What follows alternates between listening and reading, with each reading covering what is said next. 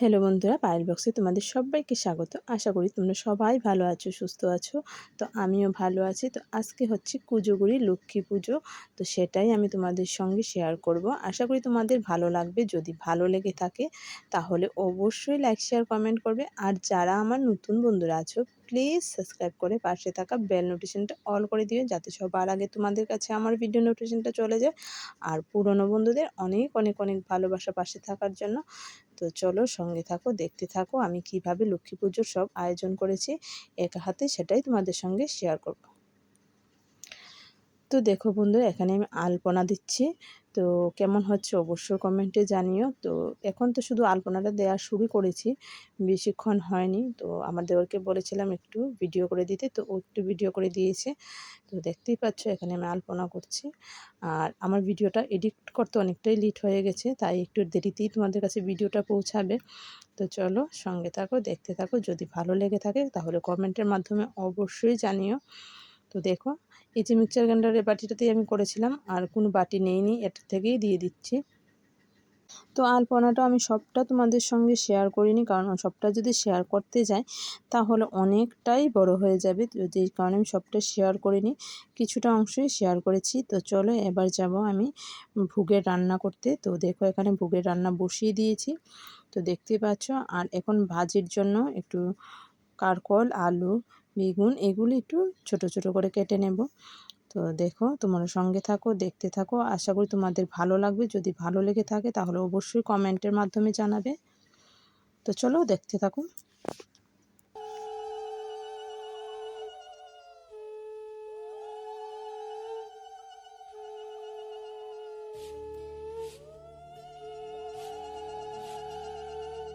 এসো মা লক্ষ্মী, বসো মা লক্ষ্মী, থাকো মা লক্ষ্মী ঘরে ঘরে। এসো মা লক্ষ্মী, বসো মা লক্ষ্মী, থাকো মা লক্ষ্মী ঘরে ঘরে। গাছে থাকা ফুল ফলার মাঠে সোনার ধান, ও মা গাছে থাকা ফুল ফলার মাঠে সোনার ধান।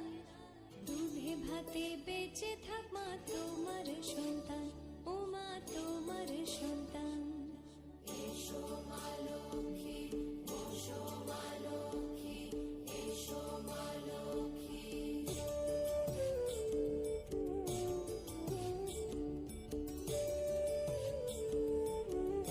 বন্ধুরা, এই জায়গাটি একটু অন্ধকার অন্ধকার উঠেছে, তো তোমরা এটা ইগনোর করে নিও।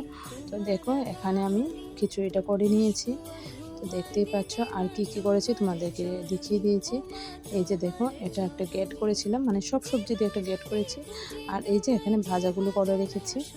তো কেমন হয়েছে রান্নাগুলো অবশ্যই জানিও। এটা ভোগের জন্য রান্না করেছিলাম।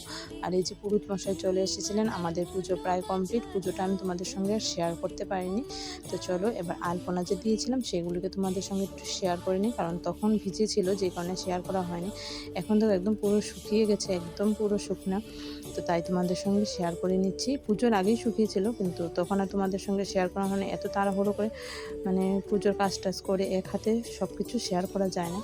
তো পুজোর পরে যখন আর সেরকম চাপ ছিল না, তখন আমি এই আলপনাগুলোকে ক্যামেরাবন্দি করে নিলাম তোমাদের সঙ্গে শেয়ার করার জন্য। তো দেখো কেমন হয়েছে আলপনাগুলো। আর চলো এবার ঠাকুরের জায়গাটা তো একটু দেখিয়ে দিই।